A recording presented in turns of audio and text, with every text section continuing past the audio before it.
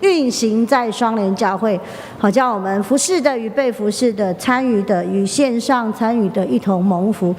我们首先同声为着今天的礼拜来祷告，我们要求主真的是与我们同行，他的圣灵运行在我们的礼拜堂，也运行在我们直播的所有的家庭。我们同声开口来祷告，好吧，父神主，我们真是将今天礼拜仰望在你的手里，主你亲自的动工，叫我们真的是被你的圣灵充满来敬拜你。主，让我们用真实的心灵来敬拜你，我们就要同蒙主恩。主啊，你在我们的生命中掌权作王。主，谢谢你，主谢谢你。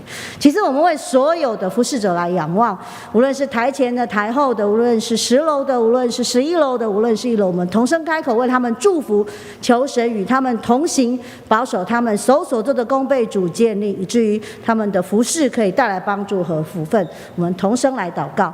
主，我们为着自己来祷告。主啊，我们服侍你又服侍众人的时候，你就与我们同工，带领我们做成就前所未有的大事。主，我们为着所有的同工来仰望。主，而是无论是楼上的、楼上的、楼下的、台前的、台后的，无论是在这个单独的服侍的房间里面的，主啊，你都与他们同在。主，让我们成为一个没有破口的团队来服侍你，以至于我们所服侍的主啊的万军之耶和华可以成为我们的领路者。主，谢谢你，主谢谢。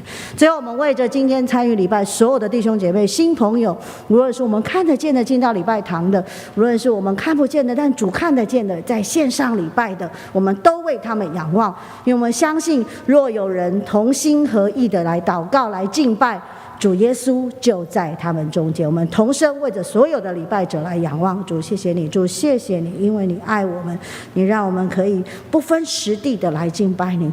你就保守我们今天透过直播所接触的每一个家庭、每一个心灵都被你亲自的感动，被你亲自的触摸，也保守我们这些已经在教会生活许久的基督徒，我们可以不只是听见你所传你的声音，也看见你的真理，所以我们可以跟随你的脚踪行。就让我们的今天的礼拜成为馨香的献祭，来到你的面前和你的悦纳。主，谢谢。阿爸父神，我们将今天的礼拜仰望在你的手里。主，我们相信，我们同心合一的敬拜，你就在我们当中。你要成为我们礼拜的主，你要成为我们生命的主。主啊，对我们说话，好叫我们有能听的耳、受教的心。透过今天的主日，让双联教会再一次更新变化，成为众教会的祝福。这样祷告，奉耶稣的圣名来求，阿们。我们预备心，等一下的礼拜。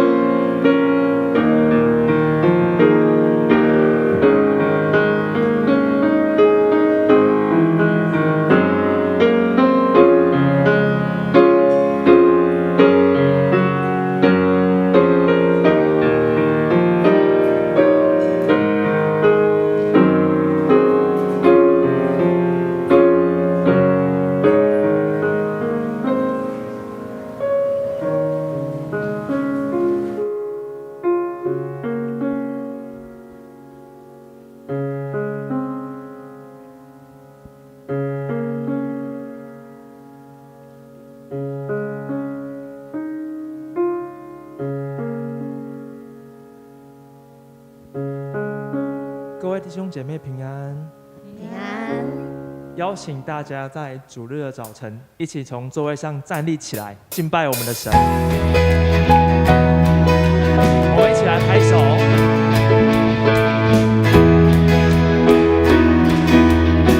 虽然道路崎岖，困难险阻，但我心中知道，你一直都在。不能明白为何担子重担，但我始终相信，你一直牵着我。那山为我挪开，大海又流出来。我要大声宣告，耶稣，你一直都在。你手上的钉痕，彰显十架的爱。我要大声宣告，耶稣，你一直都在。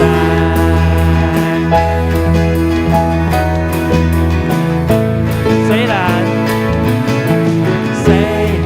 道路崎岖，困难险阻，但我心中知道，你一直都在。不能明白为何担子重担，但我始终相信，你一直牵着我。大山为我挪开，大海又流出来。我要大声宣告，耶稣，你一直都在。你手上的钉痕，彰显十架的爱。我要大声宣告，耶稣，你一直都在。大山为我挪开，大海又流出来。我要大声宣告，耶稣，你一直都在。你手上的钉痕，彰显十架的爱。我要大声宣告，耶稣，你一直都在。主啊，你的话让我明白，你爱我永不更改。你保守我的心怀，紧握你双手不放开。大山为我挪开，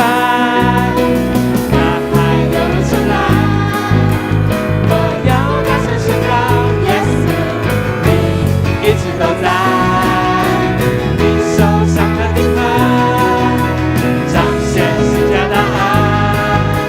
我要大声宣告，耶稣，你一直都在。我要大声宣告，耶稣，你一直都在。我要大声宣告，我要大声宣告，耶稣，你一直都在。哈利路亚，主啊，是的，我们要大声来宣告，主啊，你是配得我们称赞的神，主啊，你是一直与我们同在的神，主啊，你是那一位荣耀尊贵，主啊，有荣耀权柄的神，主啊，我们赞美你，哈利路亚，主，谢谢你。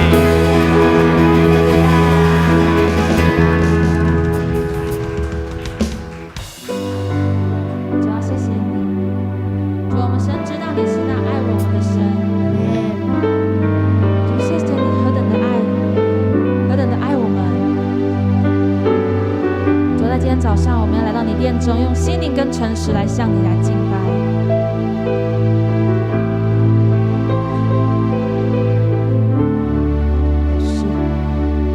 有时候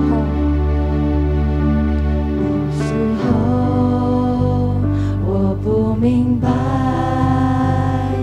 为何苦难在生命中，为何你不将它挪去，漫漫长夜无尽。有时候我不知道还要如何继继续祷告。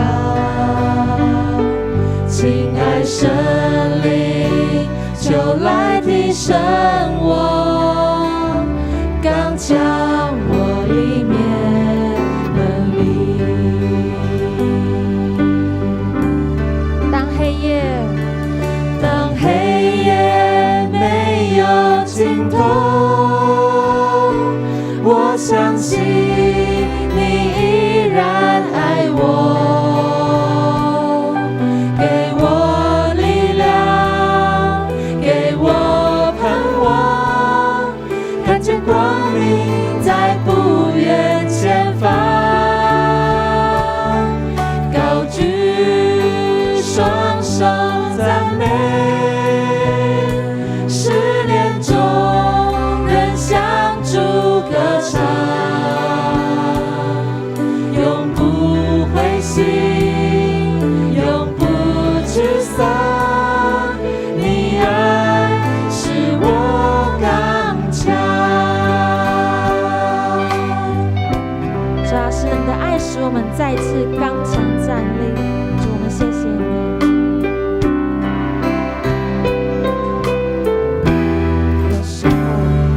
有时候我不明白，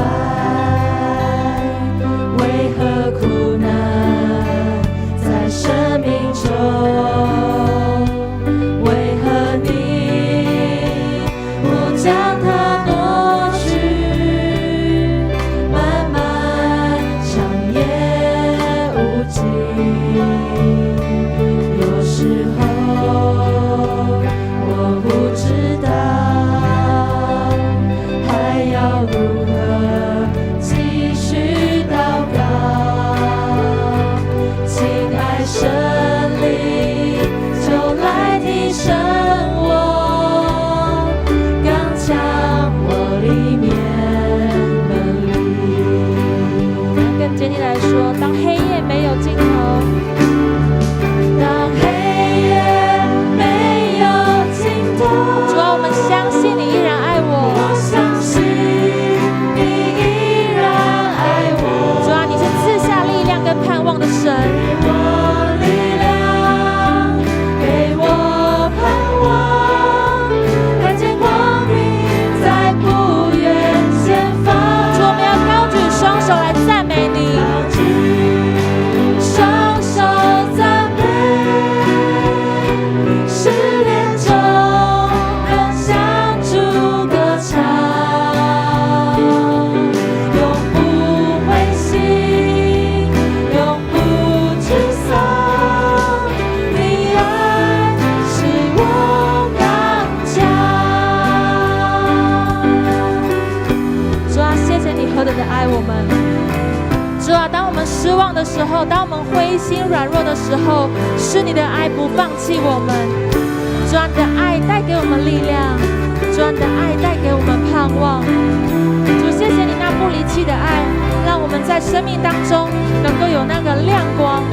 主啊，你是我们生命中的光，主，让我们能够在这个世界上面有你的同在，有你的盼望，有你的力量，与我们一起在这生命，在这世界当中。主，谢谢你。我们要再次坚定来唱当黑夜没有尽头。我相信主耶稣，你依然爱我们每一个人，你依然爱我，给我力量，给我盼望，看见光明在不远前方，高举双手赞美，试炼中仍向主歌唱，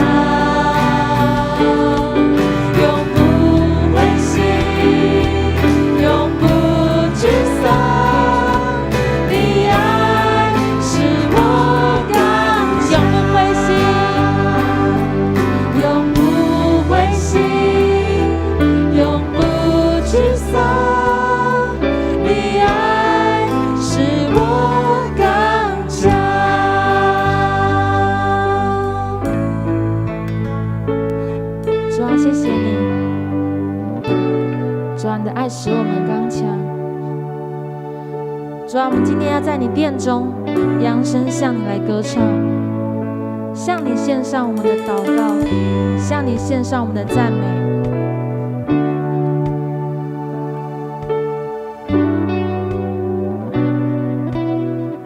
从尘土灰烬，从尘土灰烬，你爱赎回我，脱离黑暗中，进入光明，挪去我忧伤，承受我重担，医治我心。向我神，向我神，我扬声歌唱；向我神，我高举双手；向我神，同心来宣扬，高唱哈利路亚。向我神，我扬声歌唱；向我神，我高举双手；向我神，同心来宣扬，高唱哈利路亚。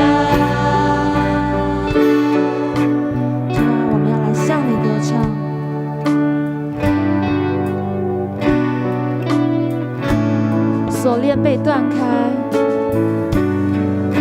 锁链被断开，瞎眼被开启，苦苦的大局就正要兴起，死亡被打败，我们的胜利因你活着。我向神说，主，我们要向你来歌唱，向我神，我扬声歌唱，向我神，我高举双手，向我神，同心来宣扬，高唱哈利路亚。向我神，我扬声歌唱，向我神，我高举双手，向我神，同心来宣扬，高唱哈利路亚，哈利路亚，哈利路亚，高唱哈利路亚，哈利路亚。我们要赞美他，赞美他，荣耀神，荣耀神。我们要高举我们的双手来荣耀我们的神，敬拜他，荣耀神，荣耀神，荣耀神。高举他，高举他，荣耀神，荣耀神，荣耀神。呼求他，呼求他，荣耀神，荣耀神，荣耀神。向我神，向我神，我扬声歌唱；向我神，我高举双手；向我神，同心来宣扬，高唱哈利路亚。向我神，我扬声歌唱；向我神，我高举双手；向我神，同心来宣扬，高唱哈利路亚，哈利路亚，高唱哈利路亚，哈利路亚，哈利路亚，哈利路亚。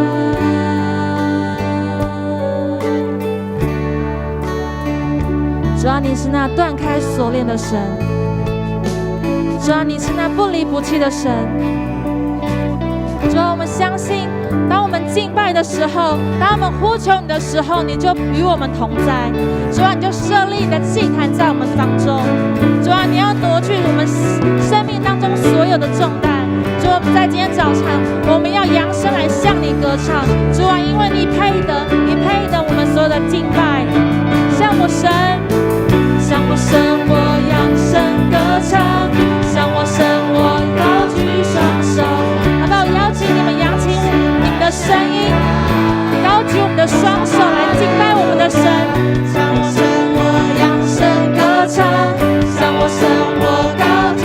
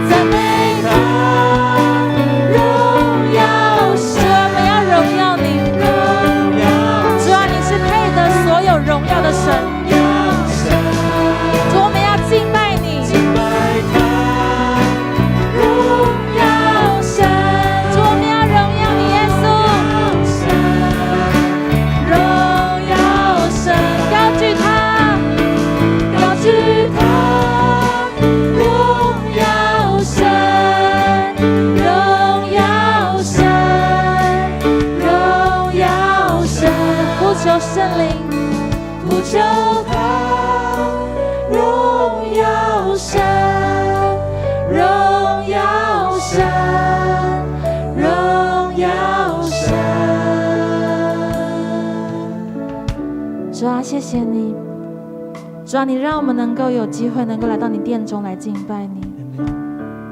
主，谢谢你，主啊，你的爱再一次来浇灌我们，愿我们今天早上的敬拜能够蒙你悦纳，主啊，能够成为那馨香的活祭，讨你喜悦。主，谢谢你，好吧，我们一起用神所教导我们的主导，我们一起来祷告。我们在天上的父，愿人都尊你的名为圣，愿你的国降临，愿你的旨意行在地上，如同行在天上。我们日用的饮食，今日赐给我们，免我们的债，如同我们免了人的债，不叫我们遇见试探，救我们脱离凶恶。因为国度、权柄、荣耀，全是你的，直到永远。阿们。各位弟兄姐妹，请坐。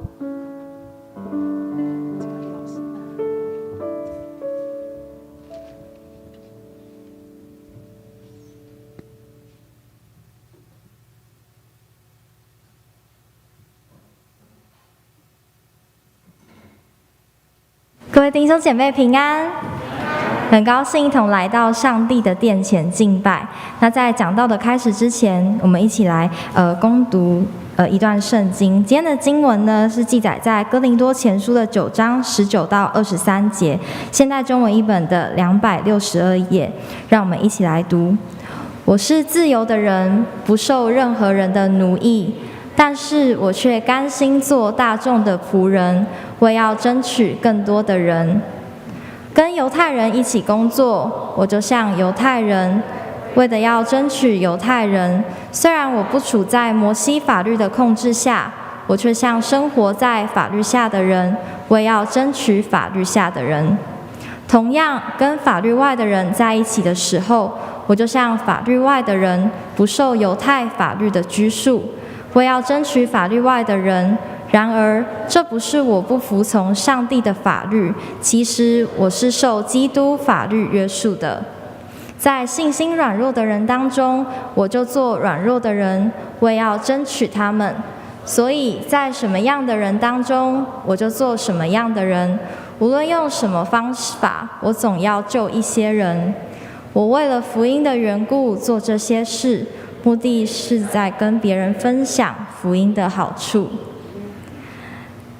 今天在我们中间传讲讯息的是梁维珍梁牧师，题目是更新变化的福音。让我们以恭敬的心来聆听。各位弟兄姐妹平安。在讲道、在领受信息之前，我们一起来祷告。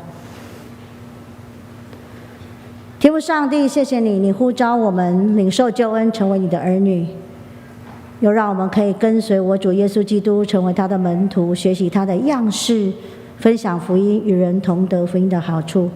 主，我们在这里恭敬地将我们自己的生命再一次放在你的脚前，愿你先来改变我们，好叫我们可以改变世界。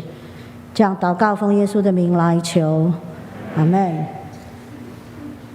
今天是一个特别的主日，因为我们有一个特别的委员会在时代的挑战里面产生了，所以今天是双联独有的数位发展主日。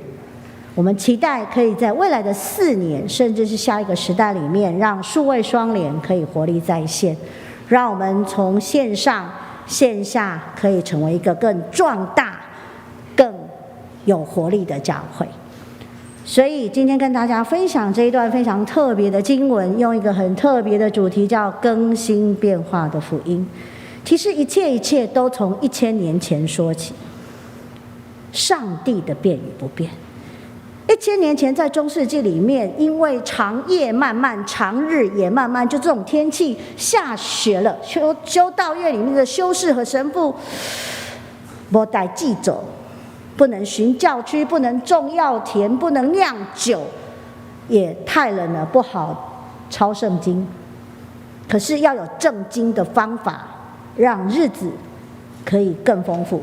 他们就开始各式各样的神学辩论，包括你们听过最奇妙的神学辩论，就是那个针尖上可以站几个天使，那个没有人知道答案的东西。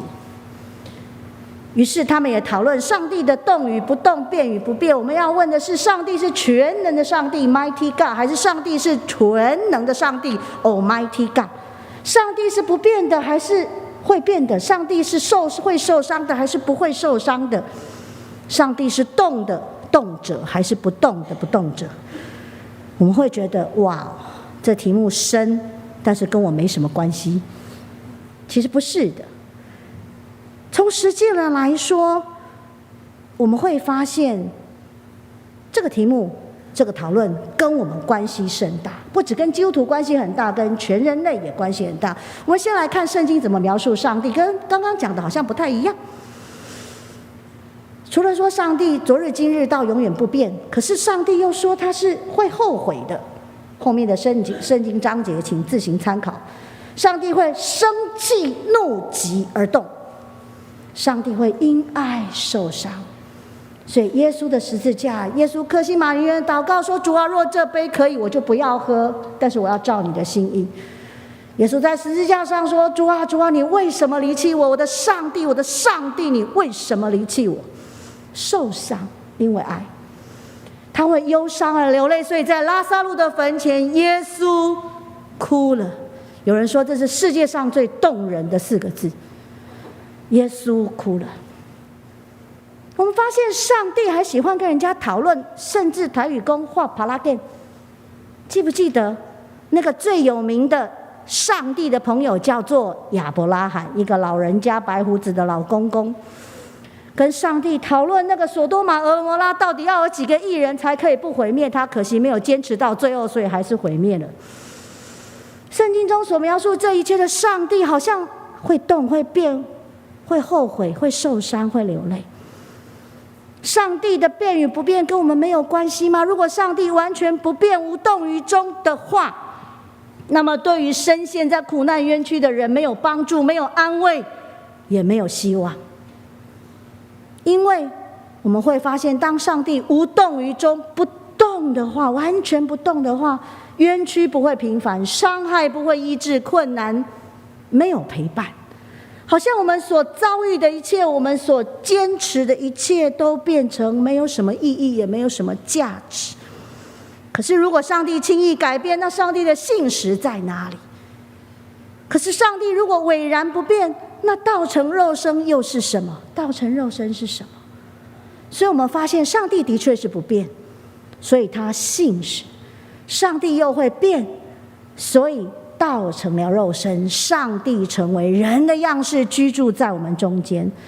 我们发现上帝的确是变又不变的，上帝的爱不变，所以我们可以相信坚持。但是上帝爱人的方式，根据时代，根据每一个人的生命的需要，根据团体的状况，是不断的改变的。上帝是公义的，这是不变的，但是上帝在每一个时代，他显现他公义的方式却是不断更新，而且不断改变，不断进步。上帝在带着我们人类社会不断的进步，因为这样的上帝使我们的宣教有坚持又有调试。现代宣教学最伟大的大师大卫博许 David Bush， 他提醒我们一件事情，在他的宣教学经典叫《更新变化的宣教》 Transforming Mission。 我的讲题就是从圣经又从他这本书而来的。他说啊，新教就是我们基督教啊，在宣教里面有一个特别的问题，就是我们把宣教变成一系列的策略，然后透过一系列的程序化的结构，然后我们就失去了宣教里面最宝贵的那个灵魂，那个灵性，变成一个死板板、冰冷冷的各种1、2、3、4，这是我们的问题。可是我们忘记一件事，其实宣教就是我们基督徒要参与在耶稣的解放运动，把我们从罪恶中解放出来。宣教就是我们正在参与上帝的爱的运动，去分享爱，分享福音，不是吗？我们发现上帝正在发起一场运动，此时此刻此地，他要带来爱，带来解放，这是一种动态、充满生命力的参与。所以宣教是基督徒对耶稣解放运动的参与，是对上帝的爱的运动的参与。所以我们要学习效法基督那个道成肉身的精神，我们要学习，要懂得打破我们的固着性，我们要走出那个习惯所带来的舒适圈。我们要学习一个非常要紧的功课，叫做调试 accommodation。 我们要学习从个人到团体，从我跟我所身处的社会，透过不断学习基督那个舍己的样式，来成为能够调试的基督徒，也成为能够调试的宣教士。今天的经文，保罗正在教我们这个功课。今天的经文，保罗首先就告诉我们，像什么人要做什么人。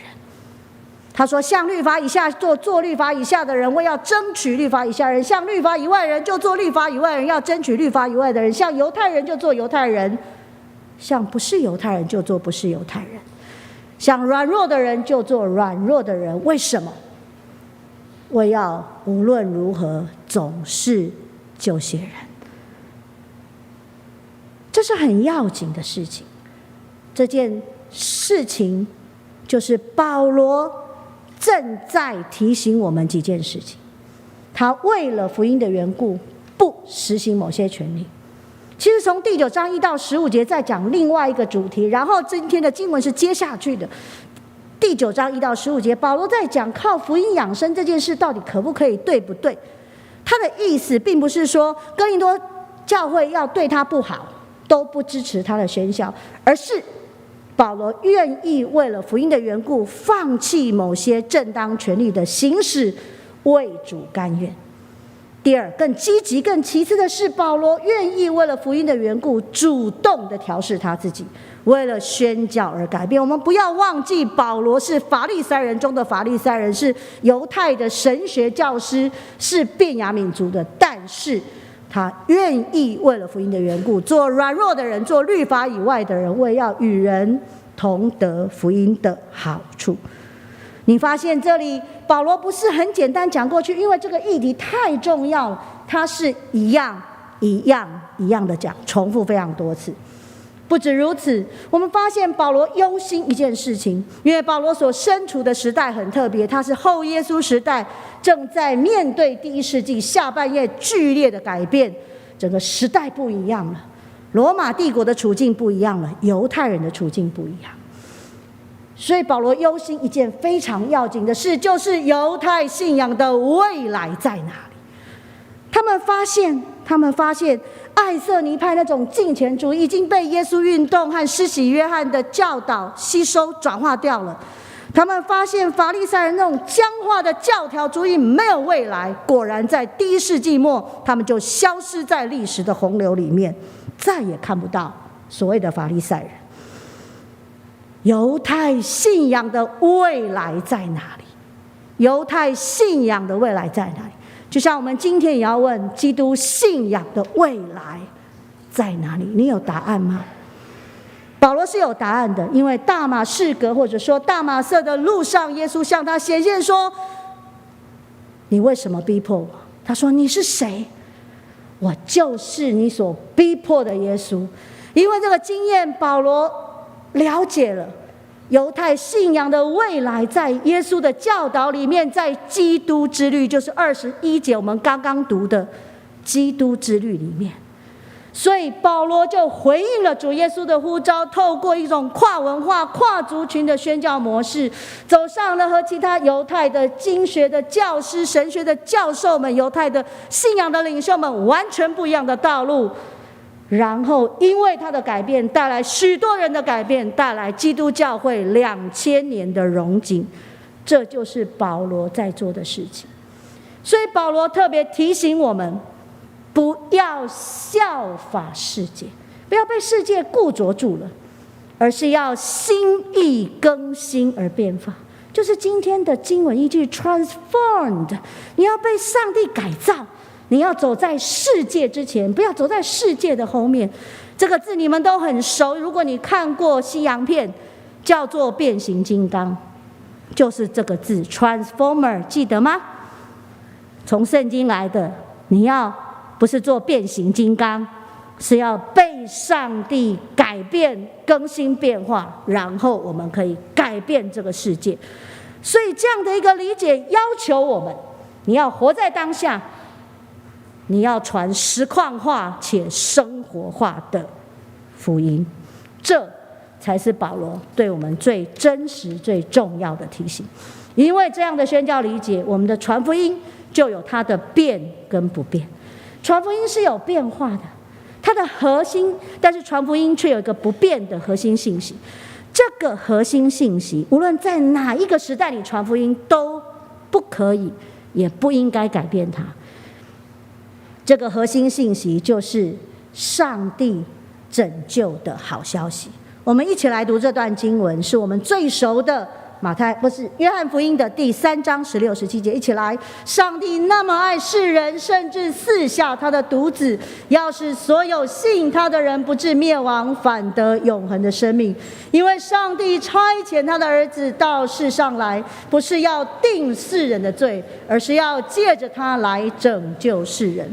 这就是福音的核心信息，这就是无论我们在哪一个时代、哪一个文化、哪一个语言、哪个地方、什么团体里面传福音，不可以改变的核心信息。这就是说，上帝要以爱的力量、舍己的代价，来将我们从罪恶和死亡的权势中救拔出来，所以我们才可以宣告：我如今活着，不再是我，乃是耶稣基督在我里面活着。这就是新造的人。不止如此，我们所获得的不是一次拯救的机会，也不只是一个重生的开始而已，那只是开始。我们要获得更丰富的，就是一个更新的生命，一个上帝儿女的名分，一个天国公民的身份。你发现没有？重生只是开始，要一生活到永永远远是丰盛的生命。你发现重生只是个开始，我们的身份已经改变，我们是上帝的儿女，我们的国度已经改变。就像刚刚我们所唱的第2、第3首诗歌，我们是神国的公民，我们是上帝国度的公民，我们的团体、我们的国度都改变了。这是何等大的变化！而这是不变的传福音的核心信息。但是传福音也要改变啊，为什么？因为对基督徒来说，我们知道我们不变的使命是总是要救些人，总是要还福音那还不完的债。但是每一个时代，世界都在变化，我们正在面对不同的挑战。我们这个时代呢，从2016、17年，我跟我先生常常在谈台湾的趋势，也常常觉得忧心。然后我们就总结了，特别是我先生，他就总结了4个趋势，然后我们就发现这4年一直照着趋势在跑。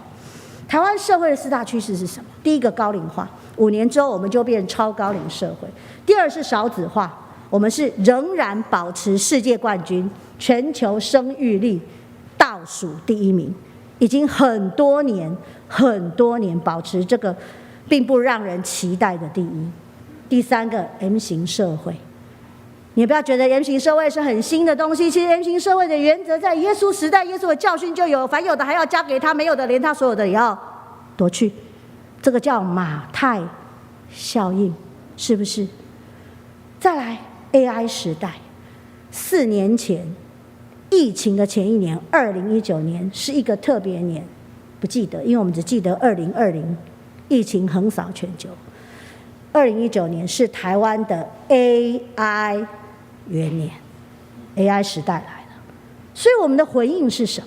我们要吸纳更多基督教的人才，基督徒的人才，然后我们可以做几件事情。我们可以数位转型，我们可以永续发展，我们可以取得关键的技术，然后我们的双联教会可以在后疫情的时代里更新变化，继续称职的成为福音的使者，担当这个重责大任，成为众教会的祝福。所以我们正在改变，我们的方式要变，我们有新的工具，有 AI， 有数位，有网络，有新媒体等等。但是在这之前，我们要有一个重要的叫做观念的改变。如果你们有在看电视，你们应该知道一个很夯的按摩椅的广告，有一个打扮得很像女王的女主，她说了一句很经典的台词，她说：“小孩子才做选择，大人什么都要。”记不记得这一个台词？从此变成经典，因为她重复很多次，变成洗脑的台词。这句话里面很有意思，她说：“小孩子做选择，大人什么都要。”所以我们要观念改变，我们不要做二者择一的选择，我们要做两者都要的决定。我们既要数位的效率和无远弗届，我们要人跟人之间那种温暖跟亲近，我们需要见面跟交谈。所以即便是3级的疫情，即便是人成为孤岛，我们要透过网络和视讯继续见面和交谈，继续凝聚我们的小组、我们的团契和我们的教会，好让我们因为习惯凝聚、习惯在一起聚会，从来没有中断聚会。疫情一旦开放，我们可以快速的回到实体聚会，在这里敬拜上帝。这就是我们要做的事情，我们两者都要。如果数位化是一个必然的未来，那我们就要预备好我们自己，面对台湾的 AI 4年，面对双联今年的数位元年，我们要让数位发展帮助教会顺利的转型，来适应我们后疫情全新的时代。我们要线上实体并行，我们要效率果效同进。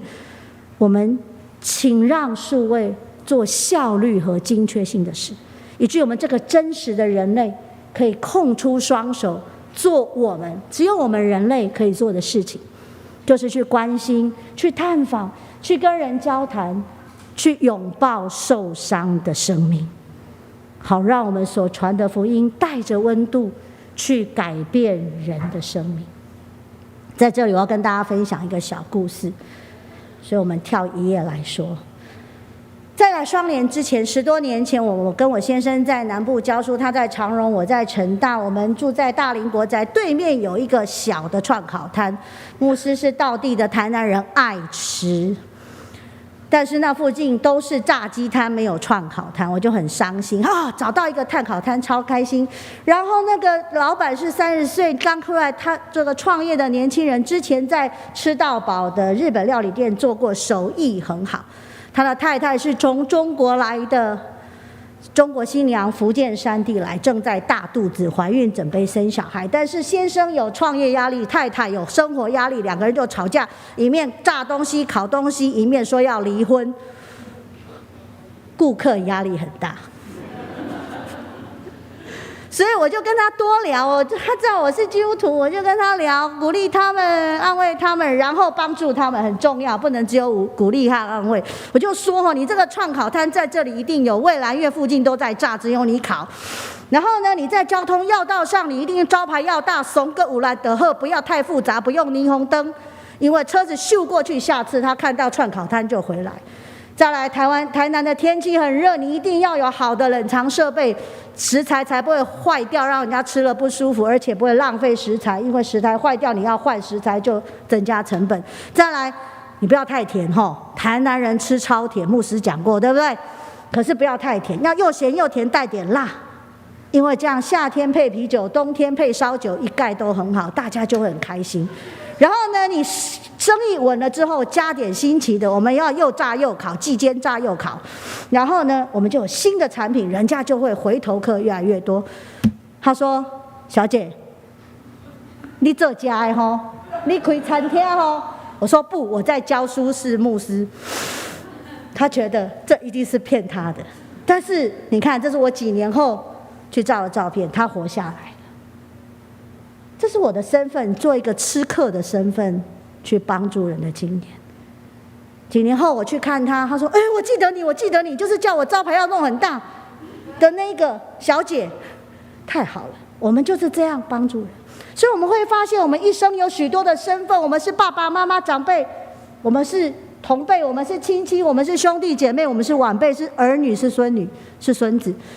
我们在职场上，我们是上司，我们是同事，我们是下属；在居住的区域里面，我们是住民，甚至是社区发展委员会的干部。我们有兴趣，像我有吃的兴趣；我们有关怀的议题，所以我们有社团。这些都是层层叠叠的身份，都是我们的好机会，为要我们可以多做主工。然后我们会发现一件奇妙的事情，被福音改变最多的其实是谁？是我们自己。只要我们愿意持续的为主做工，我们就持续的被主改变。那个拯救的大工程会让我们更新变化，让我们持续成长和扩展。我们的生命会真正的成为主的见证。亲爱的弟兄姐妹，亲爱的朋友，新的观念、新的科技、新的方法，请不要害怕，那都是上帝丰富的赐予，为要成就前所未有的大功。因为我们的主是做新事的主，他做工到如今。我们不要忘记双联大楼那个建堂的信心榜样。50年前有一群戆狼，口袋里只有18万1%不到的自备款，要建3800多万超过10层楼的大楼。那个时代人没有人敢做的事情，被人家当作戆狼，异想天开。然后跟楼下的张营说好贷款的计划，然后就开始建了。然后1、2楼租给张营，那时候人家说我们是违背信仰原则，但是现在他们都学我们。然后我们带着信心往前走的时候，教会其实不记得我们是全台湾第一座教会宣教大楼。50年前，不是90年代。但是亲爱的双联人，你不可以忘记，我们不可以忘记前辈们他们的团结和信心的榜样，远见和倚靠上帝成就大事的模样，好让我们在我们的时代可以面对新的挑战，用新的方法，用新的身份和职务，都当成上帝给我们的好机会。好像我们的会歌信徒第一代刚所讲的，我们可以那带一人来悔改，就价值也贵同世界。我们若愿意带一个人来悔改，成为主的门徒，成为上帝的儿女，这个价值将比世界更大。因为为主做工，为主做工，无空空。我们所做的将被主来兼顾。我们一起来祷告。天父上帝，谢谢你，你让我们成为你的儿女，成为主的门徒，在历世历代呼召我们，因为跟随你的脚中行，愿意活在当下，回应时代的挑战，成为福音的使者，好让我们可以多少还那福音的救些人，帮助我们在面对新的时代，在面对 AI 4年数位元年，我们可以用新的方法与主同行同工，为主多得未来世代的年轻人，成为台湾众教会和社会的祝福。这样祷告，奉耶稣的圣名来求，阿们。我们一起来唱回应诗。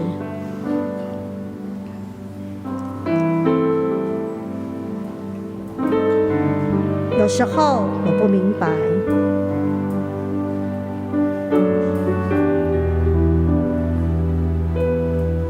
有时候我不明白，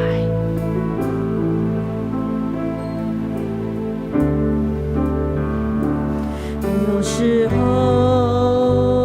我不明白，为何苦难在生命中，为何你不将它夺去，漫漫长夜无尽。有时候我不知道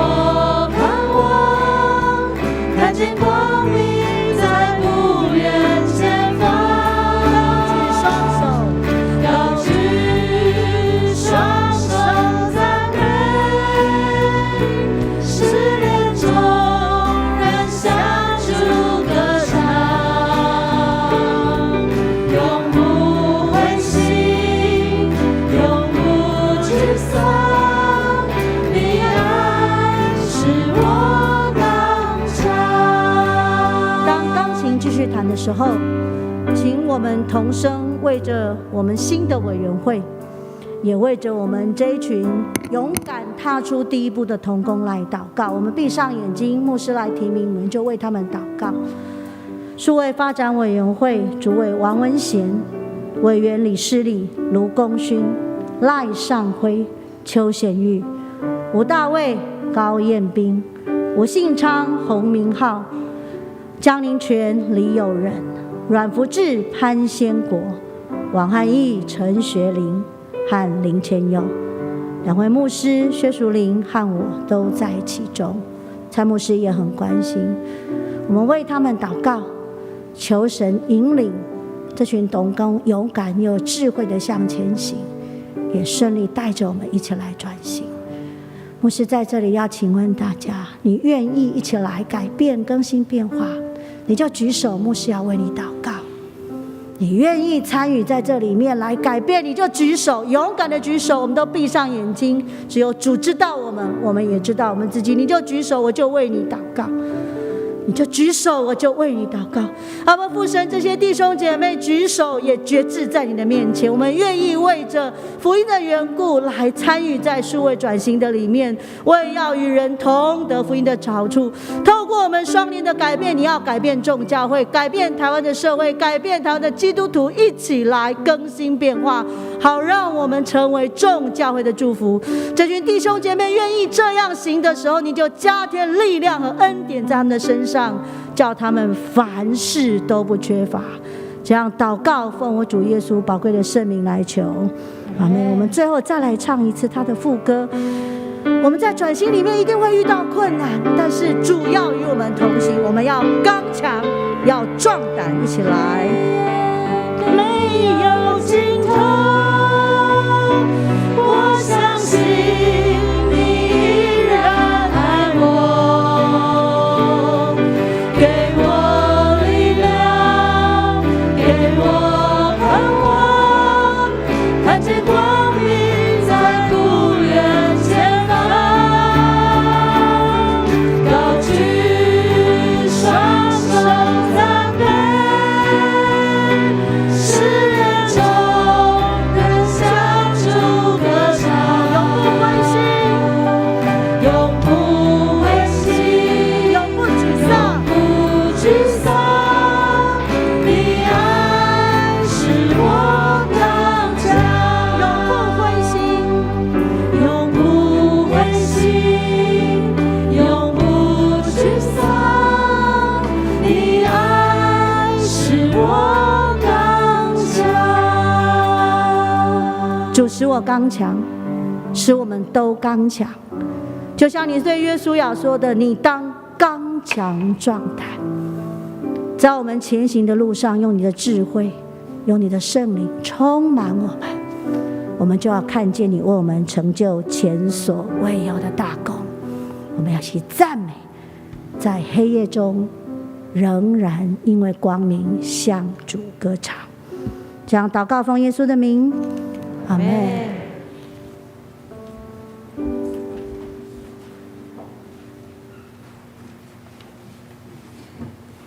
现在我们要一起预备心来奉献。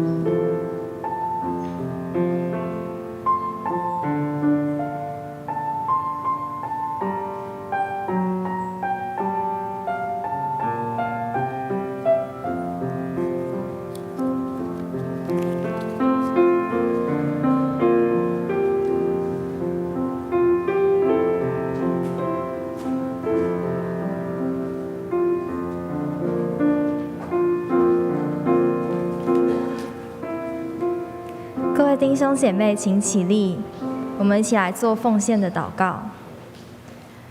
亲爱的主耶稣，主啊，正是求主保守我们的心，让我们都能够不要效法这个世界，也正是求主能够赐给我们智慧，好让我们都能够利用这些新的科技、新的东西，抓住可以传扬福音的好机会。我们现在将我们微薄的金钱献上，真的就求主能够悦纳。这样祷告乃是奉靠主耶稣宝贵的圣名祈求，阿们。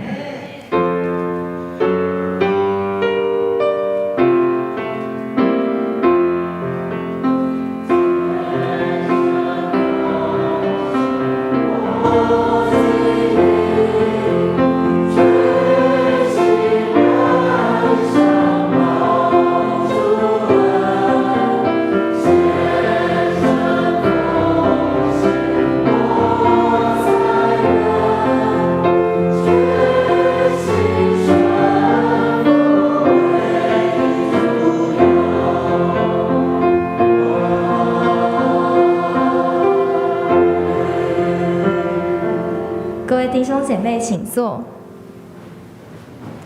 我们一起来关心教会的事工。翻开周报的第4页，第1点，本周特别事工。有一个影片，先看吗？好，那我们一起先来看一段影片。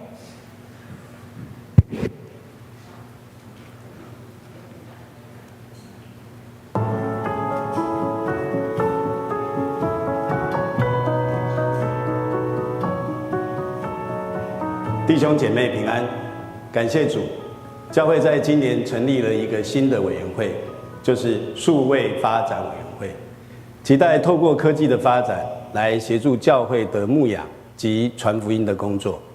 特别这2年受到疫情的影响，我们在线上礼拜、小组聚会、敬拜及祷告的信仰生活，以及彼此互动关怀的方式，都被迫受到改变。疫情期间，我们透过平台去预约施打疫苗。疫情后的生活，我们出入许多场所，政府防疫要求都需要10连制。透过扫 QR code 以及许多线上的工具，拉近了数位落差。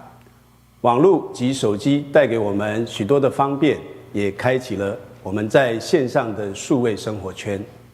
因为这样，我们有一群有负担的同工，期待建立双联数位平台，透过大家习惯的数位工具，建立在座各位双联会友的资料库，以及教会牧师团及长职同工、小组长牧养的资讯，让数位转型成为行动，在未来4年中成为各位及教会的帮助。陆续数位发展委员会还有许多的事工要跟各位报告及推动。今天只简单为各位分享2件事情，请大家一起来配合。首先，我们要推动教会的线上会议系统。教会向微软公司申请了300组的 Teams 账号，现在牧师团、教会干事、长职团队、80几个小组长以及教会各机构的相关人员都已经在这套系统当中。透过这套系统，可以与各位在线上一起小组、敬拜、祷告、灵修及查经分享，当然也可以分享生活大小事。透过影音及文字档案的分享，以及线上直播，使我们的沟通没有距离，让我们的生活更加的丰富，关系更加的密切。让我们一起来拥抱数位的生活圈，拿起你的手机，透过 Google 搜寻 Teams， 然后下载这个会议系统，搜寻教会这300组中的账号，建立您与牧师、还有长职、还有你的小组长的连结，开始您的数位发展。第2件事情，要麻烦各位加入双联的 Line OA， 就是我们的 Line@。透过这个扫码，我们在今年要建立会友的资料库，帮助您在教会当中的各项活动都能够建立资讯，包含您进出教会的记录、上装备及教会各项各课程的学习履历、您的恩赐及专长，还有您所属的小组及牧区各项牧养的信息及资料库的建立，好让您的小组长及牧师可以更多的来关怀您。会有系统的建立，也有新朋友专区的关怀工具，让传福音的工作也能透过数位工具的协助，可以与时俱进。亲爱的弟兄姐妹，数位发展有许多的领域，从人工智慧、区块链、云端服务、大数据、在地运算以及数位金融科技，我们可以发展的领域非常的多元。教会及所属机构许多的场景也都需要做数位转型，求神持续带领，也请大家多为这项事工来祷告，让我们所做的都能够合神的心意，也能够帮助到教会及利益于各位。谢谢大家。好，所以就是2件事情，就是第一个就是请大家要去下载就是 Teams， 然后呢建立他的账号；第二个就是加入我们双联教会的 LINE 官方的账号。好，那我们本周的特别事工的话，第一点就是本主日是本会锁定的数位发展主日，是特别为本年度新增的组织数位发展委员会来布达跟宣传，就期盼兄弟姐妹能够共同来关心代祷，还有参与这项新的事工，透过数位的科技来传扬主的福音。再的话就是1月31日到2月5日呢，是农历春节假期，有事的话可以洽值班的彭荣道牧师，敬祝大家新春蒙福。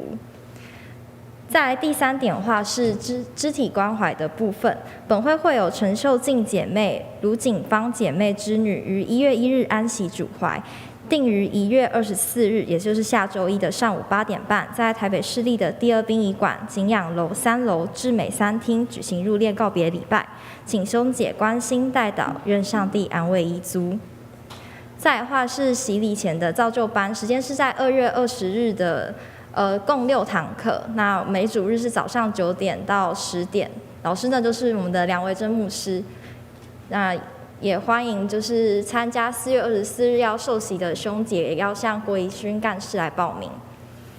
好，那其余的事工的话，我们就请自行翻阅周报。接下来我们就请梁牧师欢迎新朋友，还有做补充的报告。今天有几位在我们当中的新朋友哈，第一个是黄敬轩，他是讲育院朋友，请你站起来，让我们来欢迎你，我们拍手来欢迎他，主赐福给你，请坐。第2跟第3会是蔡文辉是爸爸，蔡承恩是儿子，他们是内湖行道会的2位弟兄，请起立，让我们欢迎你。在后面我们拍手欢迎他们。还有没有请坐？还有没有其他的弟兄姐妹第一次来到我们当中，或者新朋友，请不要客气，让我们欢迎你。好，那我们一起来做牧养的代祷。天父上帝，我们谢谢你，让我们在疫情中仍然彼此的聚集，在新的年头有新的发展。主帮助我们的弟兄姐妹，若是有失丧的，你来安慰；身心软弱的，你来医治扶持。我们的新朋友文辉兄、陈恩兄以及静轩姐，主你亲自赐福在他们和他们的全家，蒙受上帝的恩典，同得福音的好处。这样祷告，奉耶稣的名，阿们。我们一起起立来唱祝福歌，彼此的祝福，也一起领受上帝的祝福。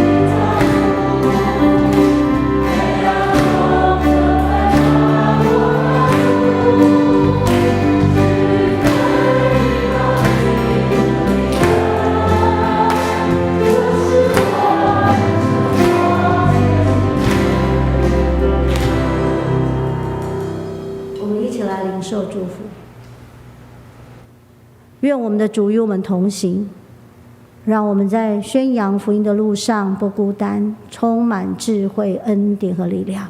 这我迫切的心愿。更愿我们这样做的时候，主你百般的智慧、十字架的大能、天父上帝的恩典慈爱、圣灵智慧真理的引导与我们同行，好让我们多得人如鱼，多做主工。阿们。请坐，我们彼此的问安，互相的祝福，也愿主赐福在我们当中。